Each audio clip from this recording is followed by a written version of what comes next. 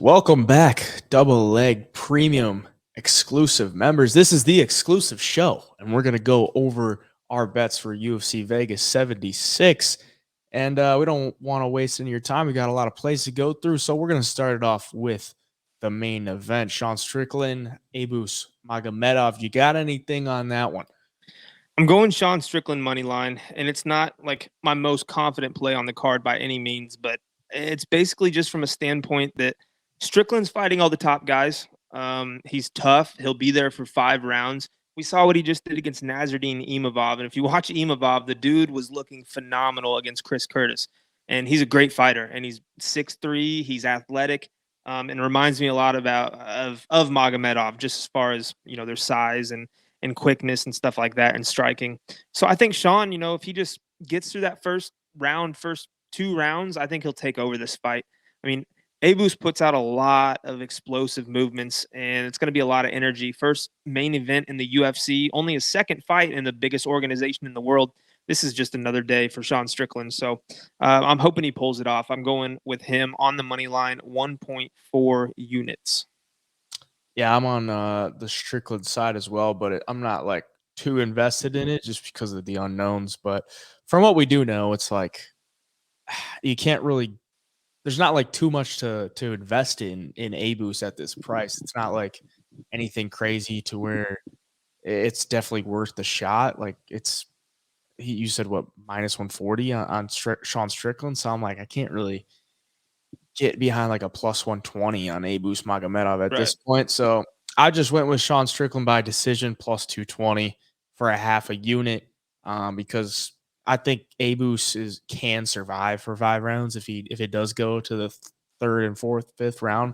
I don't think Sean Strickland is gonna put him away with some like big shots late. So I took him by decision, and then I took Sean Strickland just in a parlay on the money line with Carol Rosa and Guram Kutataladze plus 203, a little bankroll builder there for a half a unit. So hopefully those guys can come through. But other than that, that's all I got in the main event. Just looking forward to seeing what Abus has got in the arsenal. Demir Magulov, Grant Dawson. What do you got on that one?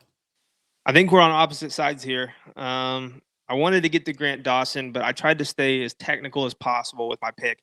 And I'm taking Demir Ismagulov because of the fact that Grant Dawson has just one thing that he's got to do, and it's wrestle. I mean, he doesn't, outside of that, if the wrestling fails him, I think Demir wins the fight. And Demir's got good takedown defense. He's the better, well-rounded fighter. He's good on the feet. I mean, he's only lost 2 fights. I know Grant Dawson's only lost 1. He's 19-1. So should be a really even fight, honestly, if I'm being honest. I think this is a good matchup. Lines right at Pick'em on BetOpenly was at plus 100, plus 100. So I took Demir. 1.5 units, so not my biggest bet, not my smallest. I just think if he stuffs the takedowns, he should be able to win a couple of rounds here. So I had to take him. Grant Dawson gets a little tired at times. I mean, we saw him winning 2 rounds easily and then get 10-8 in the third round against Ricky Glenn. Yeah, Ricky Glenn. So, yeah, man, I think Demir will be there all 3. Yeah, I wanted to. I liked Grant Dawson as like a good underdog, and so I got him at plus 120 earlier in the week, only for 0.4 units. That's all that would fill on the BetOpenly. So I took that at plus 120 earlier in the week, and then the line just kept moving towards his favor. So I don't really like him too much as like a pick 'em or even a favorite. So I just kept the plus 120 for 0.4 units. It's not much, just on the money line for Grant Dawson.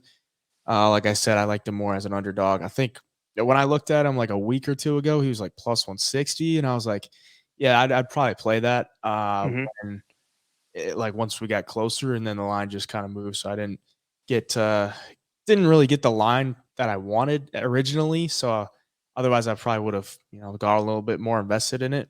But yeah, just Grant Dawson on the money line plus 120 for 0.4 units. I also Uh, did go ahead. I think that's all I got. Just looking it over.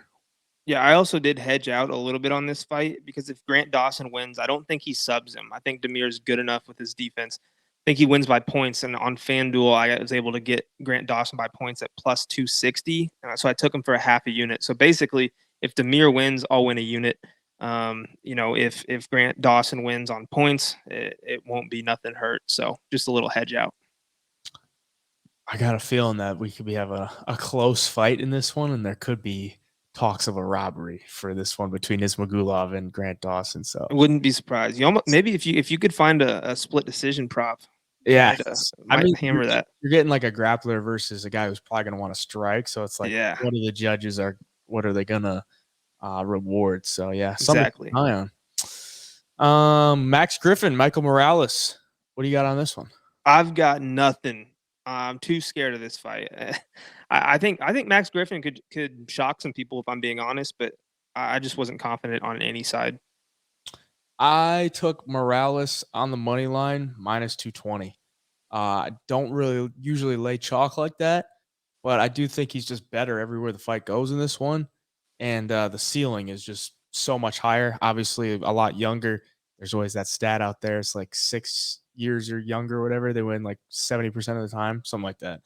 But yeah, undefeated. I think he stays undefeated here. I don't think Max Griffin is anything much at this point in his career. I mean, you look at the guys he beats, it's not like anything crazy. I mean, Song Kenan, Tim Means, Ramiz. Split decision, Tim Means. Yeah, split decision to Tim Means. So, and you look at his history as an underdog, it's not a very good history. He doesn't really pull it off. So hopefully it's not this time. But I also understand that he's very durable. Like the guy can take some shots. So I took Morales by decision as well at plus 170 for 0.4 units because I think Morales might get pushed up against the cage here and there, but he'll be able to fight it off. I think even he's the bigger dude, and I think he's just the stronger dude. So the experience might not be up to par, but I'm willing to get invested on him at this point. So money line minus 220 for 1.32, and Morales by decision plus 170 for 0.4 units. The next fight, Ariane Lipski and Melissa Gatto. What do you got on that one? I've got Melissa Gatto in a parlay. I'll just go ahead and read it off. It's Melissa Gatto, Ismail Bonfim, and Hinat Fakhrdinov plus 175 on FanDuel for a half a unit. Got you. So it's just on the money line? Yep, all three of them. Yeah, I just think Gatto, Lipski had a great win in her last fight. But I just don't. Gatto, I think, is going to be good enough if she gets it to the ground where she's going to look like a minus 500 favorite if she's on top. I think that's where this fight heads. She's, in good shape. She's scrappy. I don't know if Lipski is going to find that big clubbing right hand in this fight. So I got to take Gatto in the parlay. Yeah, I didn't want to lay the chalk because it's women's MMA, but I do think if Gatto gets to the ground, I think she could sub her. Or put her away with some ground and pound, or even knock her out on the feet. So I took her inside the distance, plus 135 for a half unit because she comes out swinging. She's got good subs. Most of her wins are by finish. Ariane Lipski is always live to get finished as well. So if it goes to a decision too, I would assume that means like Lipski had a pretty good showing. So I don't really want it to play to a decision. So I like the inside the distance there at plus money. But other than that, I think that's all I got on that one. We're looking at the next fight, Benoit Saint-Denis, Ismail Bonfim. What do you got on that one? All I got on this one is Bonfim in that parlay. And again, Saint-Denis is so tough, and he showed that against Zaleski dos Santos. But I just think Bonfim is going to be the way better offensive striker. I mean, Saint-Denis tough. Hits hard, good grappling, good wrestling. But I just think Bonfim is good enough everywhere to, keep this fight where he wants it. And on the feet, he's going to be quicker, better, stronger, more experienced. I just think he's a better fighter here. So I had to throw him in the parlay. I didn't want to lay the chalk, though. And I didn't really see any props that I was just in love with. So just threw him in a little parlay, trying to cash out plus 175. I got nothing on this one. But Bonfim will be in the 3-leg parlay of this weekend. So didn't have him invested in anything for the premiums, but got to throw him on there. Nursultan Ruzaboyev and Bruno Fajeda. You taking the dog here or no?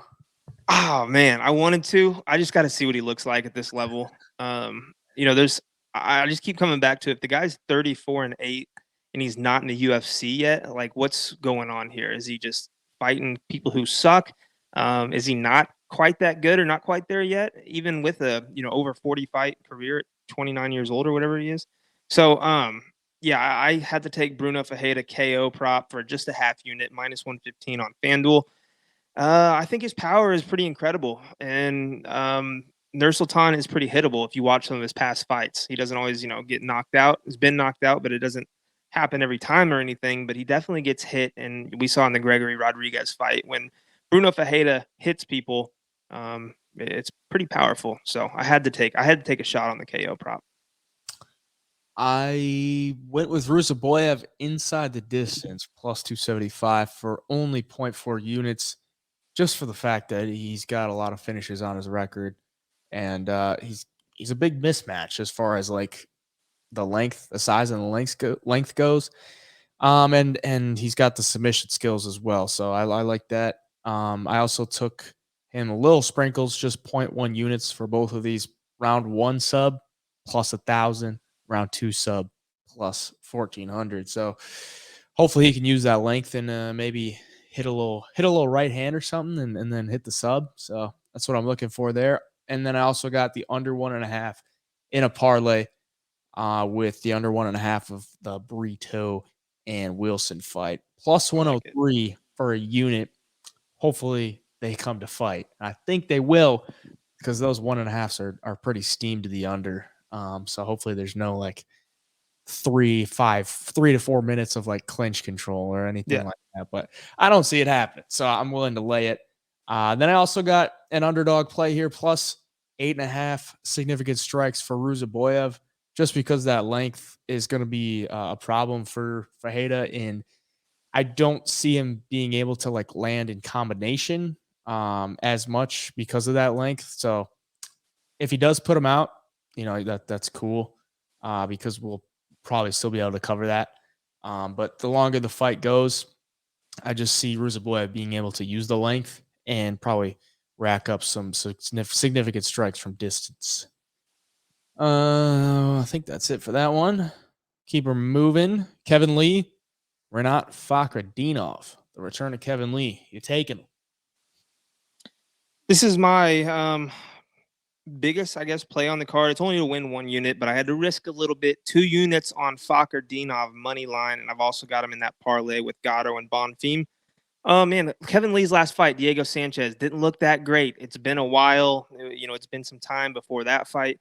He's not really in fight mode, I guess. He's not out there fighting a couple times a year by any means. And when he is, he's not finishing these dudes that are 40 years old and off the rails like Diego Sanchez. So I see Fakhretdinov's wrestling being overwhelming, even though Kevin Lee has a really high pedigree of wrestling. I just see Fakhretdinov having the better cardio. Kevin Lee, he might get tired here. He's not in, like I said, he's not fighting all the time anymore. He is a little bit older now. He's got a lot of fights under his belt, a lot of damage, and Fakhretdinov's kind of a savage. So I just see him winning this fight. I hope the best for Kevin Lee. I wanted to bet on him because I kind of do want him to have a good showing at least, but I just don't see it happening. So Fakhretdinov it is, 2 units -200. Yeah, I'm on Fakhretdinov as well on the money line, -190 for 1.9 units. So we're getting a unit back there. And then I also got him by decision at +170 for a half unit. So I think he should be able to get Kevin Lee down and control him. If it's on the feet, might be a little bit closer. But either way, I think Fakhretdinov is decent enough on the feet to like just make it his fight and then look for his spots for the takedown. So I don't really like the spot that Kevin Lee's in. Like he's coming back to the UFC on an Apex card on the prelims. Like, what does that say about the UFC as far as like what they think he's gonna do in his second fit? So it's like Right. maybe it's like a prove it spot for them. They're like, all right, you got to prove yourself before we really start to market you again against this guy that is like what 21-2 and Mm-hmm. is probably going to take you down. So yeah, I just think Fakhretdinov is is the play here. If you're taking Kevin Lee as a dog, you're probably basing it off of uh, you know, prior competition being a lot better and the experience, but the experience can only help you so much when your body could be failing you too. I mean, Fakradinov was a 185er. He's coming down to Right. 70. Hmm. Pretty big dude. Kevin Lee fought at 155 too, so I like that for Fakradinov as well. Just a bigger dude. Just be a wet blanket. And Strength factor. I mean, he's going to be strong, I think. yeah, Joe Anderson, Brito, and Weston Wilson. The only thing I got on this one, like I said, is the under 1.5 in a parlay. So basically, you're like, is he going to sub him or is he going to knock him out? So, Yeah. I don't really care to bet on those type of fights where it's like you just got to choose which way he decides to do it. So yeah, I'm not really going for one of those. What do you? Yeah, I'm going Brito round 1 KO. I'm calling the KO plus 200. I mean, I thought that was great value, half unit to win one. Man, I keep going back to when Jim Miller fought what's his name a few weeks ago and just flatlined him right off the bat. And I mean, I think Brito comes out with that same energy, man. The dude is good everywhere, and he knows that he's getting a short notice guy. He's just going to come out and just run through him. That's what you got to do if you're in Brito's shoes. You're getting a short notice replacement, UFC debuter, nobody's probably really heard of. You got to go and put him out, man. You got to look good doing it. So I think that's what he does. I don't think it gets past one round. Yeah, I don't either. I wanted to take the KO too, but then I'm like, he's going to be a little bit shorter. Like maybe he just goes in there and tries to clinch him up and take him down and just uses his submission skills too. So yeah, that's just why I had to lay off because I just know whichever one I pick, it's going to go the opposite way. That's just how it always works. Yeah. So just laid off. Yana Santos, Carol Rosa. I went with Rosa by decision plus 115 for a half unit. I just think she's the better fighter at this point. Like Yana Santos just had a kid and don't really know why she's fighting. And I don't really think she made many improvements between her fight from Holly Holm like 3 months ago. So Right. I would assume Carol Rosa can do similar things to her in this one. So I also got the higher than 1.5 takedowns for Carol Rosa on underdog. And I got her in the parlay with Strickland and Kuta Taladz, plus 203 for a half unit. So the underdog play there is higher than 1.5 takedowns for Carol Rosa, paired with plus 8.5 significant strikes for Ruza Boyev. That is a power play of 3x for a unit there. And that's all I got on that one. Yeah, I was kind of thinking the same as you. You know, Santos, not really the same fighter she was. I wasn't really confident in Rosa either. So I've got a parlay though with Rosa and Santos over 2.5 rounds. I don't think either one's putting each other out or submitting each other. And then I've got also Bonfim and BSD over 1.5 rounds plus 115 for that parlay for a half unit. I just think Bonfim and BSD are both two tough dudes. If we see a finish, I think it's later. So, yeah, I expect those two fights to go over, and we're going to cash a little nice plus money parlay. Guram and Elvis Brenner. Does Elvis Brenner pull off the big dog upset again? What do you think? I don't think so. I think he makes it a little closer at times, just at times where you're like, oh, Elvis Brenner's looking good.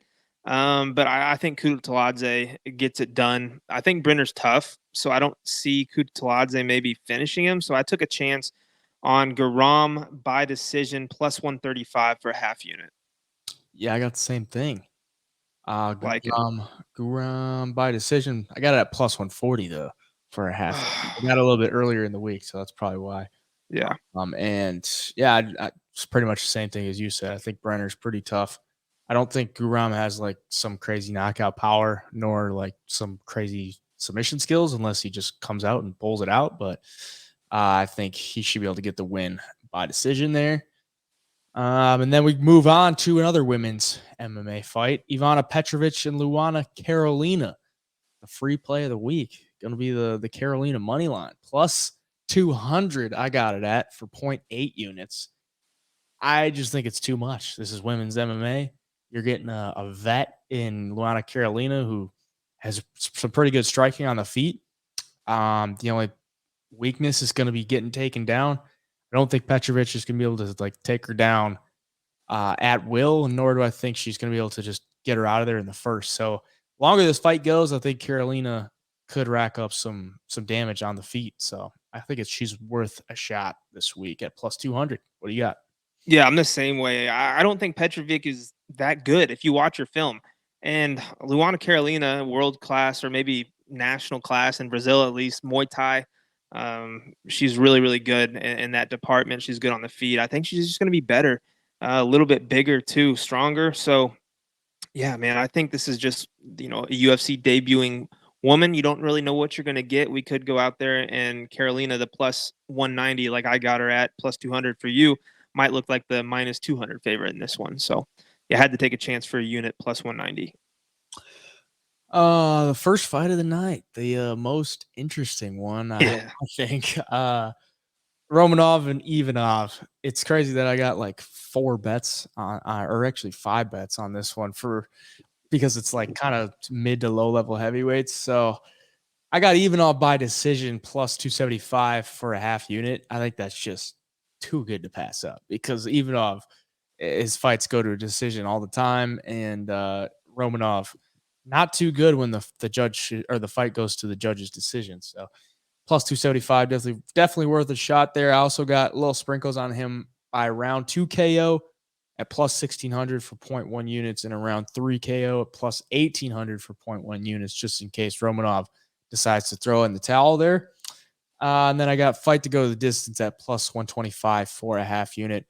Because even if Romanov does have a decent performance, Ivanov is a tough out. Like even if Romanov does win and he's able to win the first round or first 2 rounds or even just show a little bit better cardio, I think Ivanov's just a tough out, and Ivanov doesn't have like the greatest finishing ability. So yeah, I like the fight to go the distance there, plus 125 for a half unit. And then I also got on the underdog play. It's plus 2.5 takedowns for Ivanov in the rivals section. It's not available anymore because they took it down. And then I said the alternate to that could be lower than 2.5 takedowns for Romanov, and then they took that down because they must know something about what's going on here. So yeah, that's the play though. Plus 2.5 takedowns for Ivanov in the rival section, paired with plus 8.5 significant strikes for Max Griffin. That is 3x for a unit there. I didn't talk about the Griffin one, but he has a pretty good significant strike ratio, and if he does hold him up against the cage for a decent amount, I think he could cover that pretty easily. So I got that, and then had to throw all 4 of those underdog plays in for a 10xer there for 0.2 units. So yeah, hopefully we can cash that, and hopefully Romanov is what we thought he was after his last fight. What do you got? Yep. I got Blagoy for the same reasons as you, man. Romanov looking a little hefty, gas is out, and if he can't get takedowns, I think he's screwed here. I took Blagoy on the money line plus 125. I also took him round 2 finish plus 1,000 for 0.2 units, and round 3 finish plus 1,600 for 0.1 units, just because he's not a finisher, but the way Romanov gasses out, he just gives himself up. I mean, he gives up. He wants out of there. We saw it against Volkov. I mean, it just I just don't see this thing going in Romanov's favor. I just don't think he's that guy anymore. I think he's got some maybe mental block, some kind of something he's dealing with. Just can't quite get it together anymore. 2-fight losing streak to Marcin Tybura and Volkov, which isn't a bad loss, but the way you lost and how you looked was pretty bad in my opinion. And Ivanov's tough, stuffs takedowns, world class sambo guy. I think this is going to be a closer fight than a lot of people think. I can't believe Romanov's a slight favorite, so I had to jump on Ivanov. Yeah, just a wild world that he was once like minus 2,200. Yeah. He's Chase Sherman, which is crazy. So hopefully he, sucks for him, but hopefully he keeps on the downtrend for our sake. But yeah, those are the plays for UFC Vegas 76. Good luck to everyone. If you're tailing in, you watched this before, watching this after, hopefully we cash some tickets. Thank you guys for all the support. to all the premium members out there, thank you guys, and good luck this weekend. Peace.